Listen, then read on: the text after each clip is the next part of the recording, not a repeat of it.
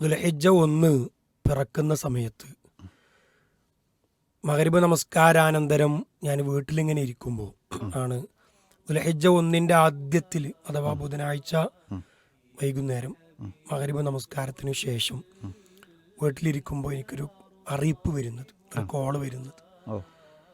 എനിക്ക് എൻ്റെ ജീവിതത്തിൽ ഏറ്റവും പ്രിയപ്പെട്ട ഉമ്മയുടെ ഉമ്മ, പ്രിയപ്പെട്ടവരിൽ ഒരാളാണ്.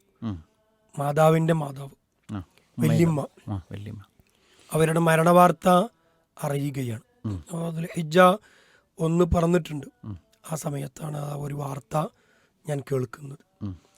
ഉടനെ അവിടെ എത്താനുള്ള തയ്യാറെടുപ്പിലും ആ മയ്യത്തിൻ്റെ അരികിൽ ചെന്ന് അല്ലാഹുമ്മ ഗഫിർ ലഹ എന്നുള്ള പ്രാർത്ഥനകളുണ്ടല്ലോ. അല്ലാഹുമ്മ ഗഫിർ ലിഹാദിഹിൽ ഫുലാന വർഫഅ ദറജതഹാ ഫിൽ മഹ്ദിയീൻ വഖുൽഫുഹാ ഫി ആഖിബിഹാ ഫിൽ ഗാബിരീൻ വഗ്ഫിർ ലനാ വലഹാ യാ റബ്ബൽ ആലമീൻ വഫ്സഹ് ലഹാ ഫി ഖബ്രിഹാ വനവ്വിർ ലഹാ ഫിഹാ. നമ്മളൊരു മയ്യത്തിൻ്റെ അടുത്ത് ചെല്ലുമ്പോൾ പ്രാർത്ഥിക്കേണ്ട പ്രാർത്ഥനകളിൽ പെട്ട ഒന്നാണല്ലോ. അങ്ങനെ ആ ഒരു കാര്യത്തിന് വേണ്ടിയും മയ്യത്തിനെ സന്ദർശിക്കുക, പ്രത്യേകിച്ച് ഉമ്മയുടെ സാന്നിധ്യത്തോടു കൂടി നമ്മൾ കണ്ട ഒരാളാണ്. പ്രത്യേകിച്ച് എന്നെ പറ്റി പറയുമ്പോൾ എൻ്റെ ഉമ്മ 8 വർഷങ്ങൾക്ക് മുമ്പ് മരണപ്പെട്ടിട്ടുണ്ട്. അപ്പോൾ എനിക്ക് ഉമ്മ കൂടിയാണ് ഉമ്മയുടെ ഉമ്മ, കാരണം ഉമ്മ മരിച്ചത് കൊണ്ട്. സ്വാഭാവികമായും അവിടെ ചെന്നു, അങ്ങനെ ആ കർമ്മങ്ങളും മറ്റു കാര്യങ്ങളൊക്കെ നടക്കുന്നുണ്ട്. പക്ഷെ ഞാൻ അവിടെ കണ്ട ഒരു അനുഭവം, എനിക്കുണ്ടായ ഒരു അനുഭവം പറയാനാണ് ഞാൻ ഈ സമയം ആഗ്രഹിക്കുന്നത്. തീർച്ചയായും. അവിടെ അന്ന് വൈകുന്നേരം മുതൽ ഏകദേശം രാവിലെ 10 മണിക്കാണ്, പിറ്റേ ദിവസം രാവിലെ 10 മണിക്കാണ്, വ്യാഴാഴ്ച രാവിലെ 10 മണിക്കാണ് ജനാസ കർമ്മങ്ങൾ നടക്കുന്നത്. അതുവരെ അത്രയും ജനങ്ങൾ, ഒരുപാട് ആളുകൾ. അപ്പം ഞാൻ അത്ഭുതപ്പെട്ടു. യഥാർത്ഥത്തിൽ സാധാരണ ഒരു സ്ത്രീ മരിക്കുമ്പോൾ അവരെ സംബന്ധിച്ചിടത്തോളം അവരുടെ കുടുംബക്കാരും പരിചയക്കാരും മറ്റുമൊക്കെ പങ്കെടുത്തു മടങ്ങുക എന്നല്ലാതെ പുരുഷന്മാരെ പോലെ കൂടുതൽ നാട്ടിലേക്ക് ഇറങ്ങി പ്രവർത്തിച്ചിട്ടില്ലാത്ത ആളുകളാണല്ലോ സ്ത്രീകൾ. പ്രത്യേകിച്ച് പ്രായമായ ആളുകൾ. 85 വയസ്സ് പ്രായമുണ്ട് എന്നാണ് അറിയാൻ കഴിഞ്ഞത്. ഏകദേശം ഒരു നാട് മുഴുവൻ, ആ നാട്ടിലെ ആളുകൾ മുഴുവനും സ്ത്രീ പുരുഷ വ്യത്യാസമില്ലാതെ, ചെറിയ കുട്ടികൾ, വൃദ്ധരായ ആളുകൾ എന്ന വ്യത്യാസമില്ലാതെ ഒരുപാട് ആളുകൾ അവിടെ ഒഴുകിയെത്തി.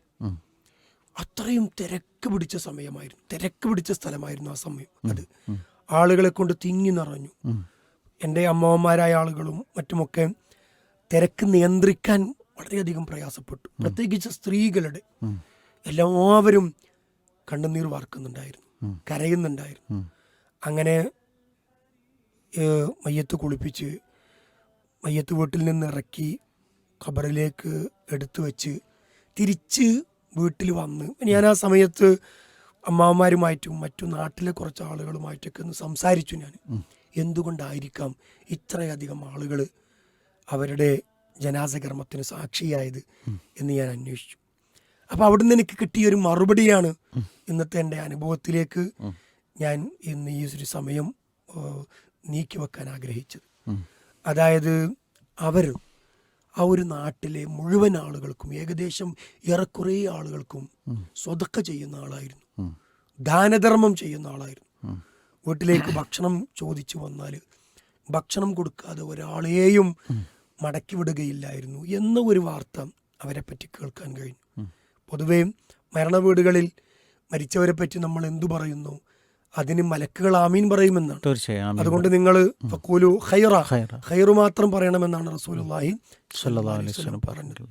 അപ്പോൾ ഇത്തരത്തിൽ വല്യമ്മയുടെ നല്ല നല്ല വാക്കുകൾ, നല്ല നല്ല അവരുടെ പ്രവർത്തനങ്ങൾ എടുത്തു പറഞ്ഞ് ഒരുപാട് ആളുകളുടെ പ്രാർത്ഥനയോടുകൂടി മടങ്ങിപ്പോകാൻ കഴിഞ്ഞു എന്നുള്ളത് ഏറെ ഒരു ഭാഗ്യമായി, തൗഫീഖായി ഞാൻ കാണുന്നു. അല്ലാഹു അവരുടെ ഖബറിടം വിശാലമാക്കി കൊടുക്കുമാറാകട്ടെ, സ്വർഗീയ പൂന്തോപ്പിൽ അവരെയും നമ്മളെയും ഒത്തൊരുമിപ്പിക്കുമാറാകട്ടെ എന്ന് പ്രത്യേകം ഈ സന്ദർഭത്തിൽ ദുആ ചെയ്യുകയാണ്.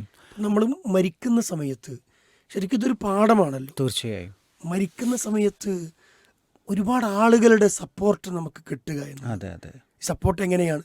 പ്രാർത്ഥനയിലൂടെ. അല്ലാഹുമ്മ ഗഫിർ ലഹു വറഹ്മഹു, അല്ലാഹുവേ അയാൾക്ക് പുറത്തു കൊടുക്കണേ, ഇയാൾക്ക് കരുണ കാണിക്കണേ എന്നൊരു പ്രാർത്ഥന ഒരുപാട് ആളുകളിൽ നിന്ന് കിട്ടുക എന്നുള്ളത് പ്രിയമുള്ളവരെ നമുക്ക് അത് ഏറെ അഭിമാനാർഹമായ ഒരു കാര്യമാണ്. അതെ, അതുമാത്രമല്ല ഇപ്പം നമ്മളെ സംബന്ധിച്ചിടത്തോളം ദുനിയാവിൽ നിന്ന് കിട്ടുന്ന ഒരു അംഗീകാരം കൂടിയാണ്. അള്ളാഹു നമുക്ക് അധികമായി നൽകുന്ന ഒരു അംഗീകാരം കൂടിയാണ്.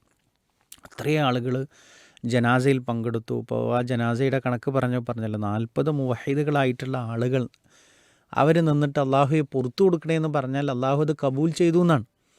അപ്പോൾ അങ്ങനെയുള്ളൊരു ഭാഗ്യം കിട്ടുക എന്ന് പറഞ്ഞാൽ അത് അള്ളാഹു നമുക്ക് നൽകുന്ന ഒരു അംഗീകാരം കൂടിയാണ്. മാത്രമല്ല നമ്മുടെ കർമ്മങ്ങൾക്ക് അള്ളാഹുവിൻ്റെ അടുക്കലുള്ള ഒരു സ്വീകാര്യതയാണ്. ഇപ്പോൾ ചില മനുഷ്യന്മാർക്ക് അള്ളാഹു അഡീഷണലായിട്ട് കൊടുക്കുമെന്നാണ്. മലക്കുകളോട് വിളിച്ച് പറയും, ഞാൻ ഇന്ന അടിമയെ ഇഷ്ടപ്പെടുന്നു, നിങ്ങളും ഇഷ്ടപ്പെടുക. അങ്ങനെ അള്ളാഹു സുബ്ഹാനഹു വ തആല അവന് ദുനിയാവിൽ സ്വീകാര്യത കൊടുക്കുന്നതാണ്.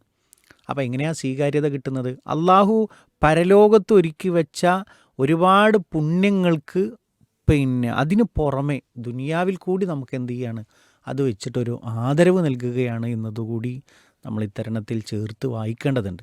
അപ്പോൾ നമുക്ക് നൽകുന്ന ഇത്തരം മരണവാർത്തകൾ നമുക്ക് നൽകുന്ന ഒരു വലിയൊരു സന്ദേശം എന്ന് പറയുന്നത് അള്ളാഹുവിലേക്ക് നമ്മൾ എത്ര കണ്ട് നമ്മൾ അടുക്കുന്നുവോ, എത്ര കണ്ട് നമ്മൾ മുന്നോട്ട് പോകുന്നുവോ അത്രയും സ്വീകാര്യത അള്ളാഹുവിൻ്റെ അടുക്കൽ നമുക്ക് ലഭിക്കുന്നതിന് പുറമെ ഈ ദുനിയാവിൽ കൂടി അള്ളാഹു എന്ത് ചെയ്യും, അത് നമുക്ക് കാണിച്ചു തരും എന്നുള്ള ഒരു വ്യക്തമായ ഒരു സന്ദേശമാണ് നമ്മൾ ഈ ഒരു അനുഭവത്തിലൂടെ നമ്മൾ വായിച്ചെടുക്കുന്നത്.